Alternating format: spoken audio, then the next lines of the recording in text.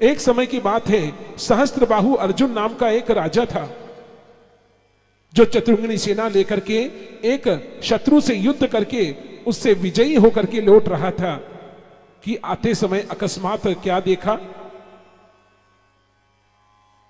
जमदग्नि महाराज की कुटिया को देखा, द्वार खटखटाया, अरे भीतर कोई है, भीतर कोई है।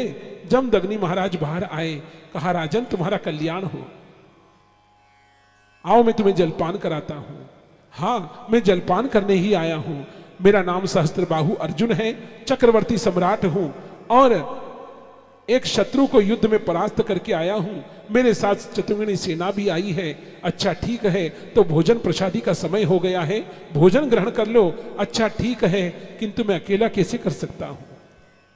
हे राजन, जितने भी आपकी चतुर्ंगनी सेना है, हजारों सैनिक, सबको बुला लाओ, मैं सबको भोजन परोसता हूं।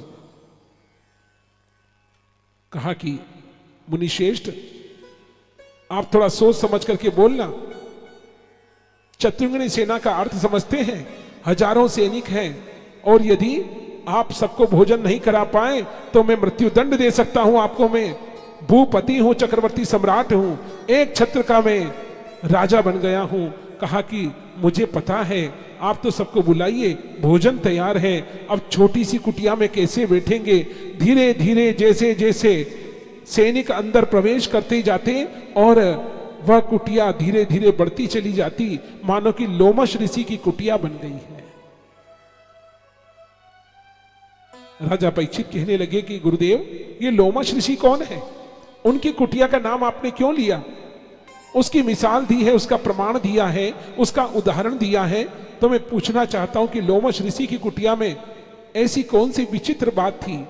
कहने लगे कि लोमश ऋषि की कुटिया इतनी छोटी थी कि वे अकेले लेट पाते थे और लेटने के बाद एक जल का कलश भी रखने की जगह नहीं होती थी। इतनी छोटी कुटिया, उसके बाद भी उनकी कीर्ति, उनकी ख्याति, उनका मान सम्मान गौरव बढ़ता चला जा रहा था। देवराज इंद्र के मन में एक बार ईर्ष्या जागृत हो गई और वे परीक्षा लेने के लिए एक राहगीर बनकर के आए। अर्धरात्रि का समय है, तेज वर्षा हो रही है, देवराज इंद्र पथिक बनकर के आए हैं और आकर के कहने लगे कि हे मुनि श्रेष्ठ, रात्रि का समय है, मार्ग सूझता नहीं है, अंधकार युक्त वातावरण हो रहा है, क्या मुझे रात्रि तुम्हारे यहाँ विश्राम मिल सकता है? कहा क्यों नहीं, आप भीतर पधारिए। अब भीतर जैसे ही लिया, अब वे देखने लगे अंदर आकर के, कहने लगे मुनि श्रेष्ठ कुटिया तो बड़ी छोटी है, बहुत छोटी कुटिया है, हम दोनों इसमें सो नहीं पाएंगे रात्रि भर, न आप शयन कर पाएंगे न मैं शयन कर पाऊंगा।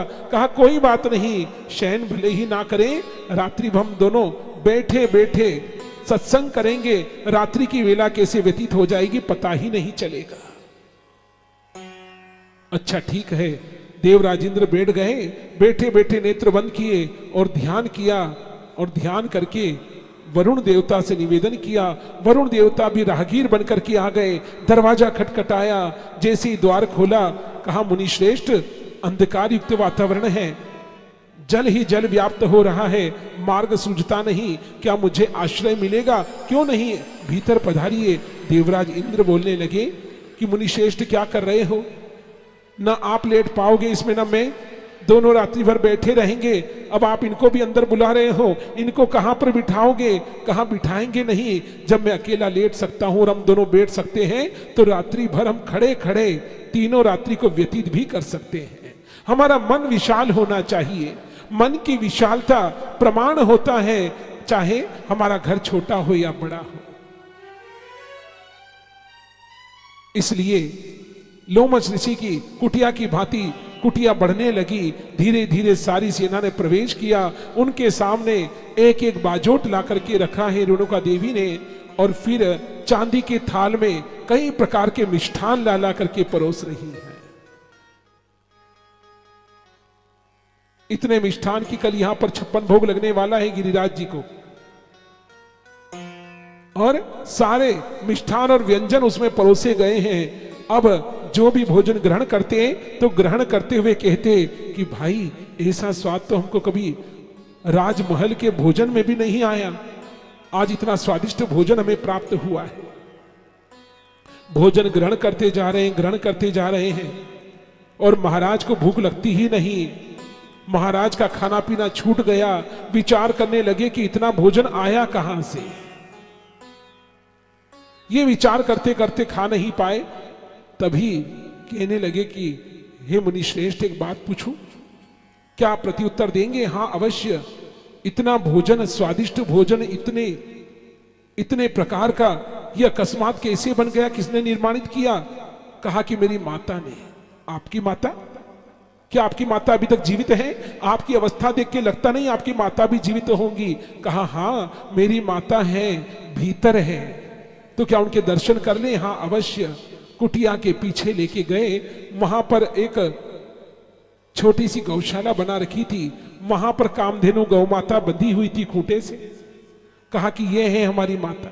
अरे ये तो एक गौ है, ये कौन सी माता? कहा यही है, ये साधारण नहीं, कामधेनु गौ माता है। इन्होंने ही इतना भोजन स्वादिष्ट हमें प्रदान किया, वो कैसे हो सकता है? ऐसी सहस्त्रों गौवें मेरे राज गौशाला का मान बढ़ा रही है। अच्छा ठीक है, मैं आपको प्रमाण देता हूं।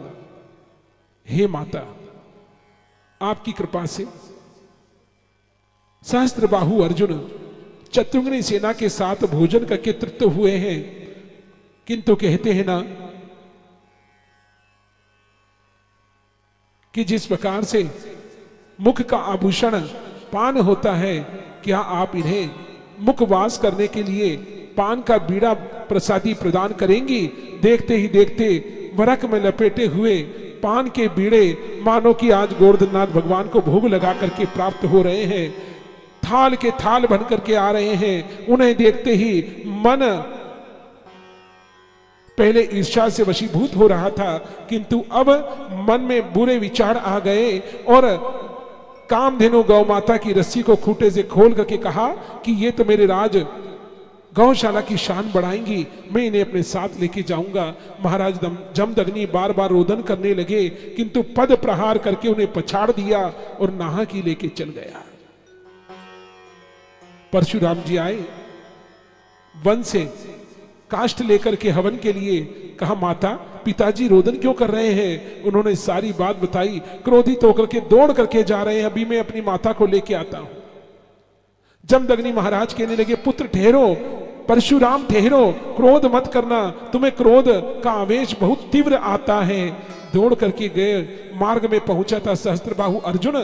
कहा कि हे राजन, हमारी माता को लेकर के आए हो, लौटा दो, अन्यथा तुम्हारे प्राणों पर संकट आ जाएगा।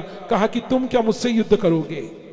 परशुराम जी ने बार बार समझाया पर नहीं माना, तो एक फरसे का प्रहार किया और मस्तक काट दिया। हे सहस्त्रबाहु अर्जुन, बार बार समझाने पर भी तुम मेरी वार्ता को मिथ्या समझ रहे थे। मैं आज प्रण लेता हूं, जहां मुझे छत्री दिखाई देंगे उसको मार दूंगा। और इस प्रकार से 21 बार छत्रियों से रिक्त करने का प्रण लिया उन्होंने इस पृथ्वी को। पुनः लौटे, लौट करके कहा कि पिताजी देखो मैं माता को ले आया। परशुराम जी के द्वारा गौ माता को लेकर के आए, कामधेनु गौ माता को, उसके ऊपर दृष्टि नहीं गई महाराज की।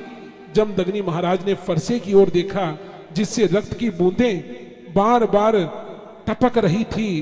देख करके कहा राम राम परशुराम, तुमको शोभा नहीं देता। तुमने एक ब्राह्मण कुल में एक संत के घर में जन्म लेकर के कितना बड़ा अपराध किया। जाओ पहले तीर्थों में स्नान करो और अपने पाप धो करके आओ।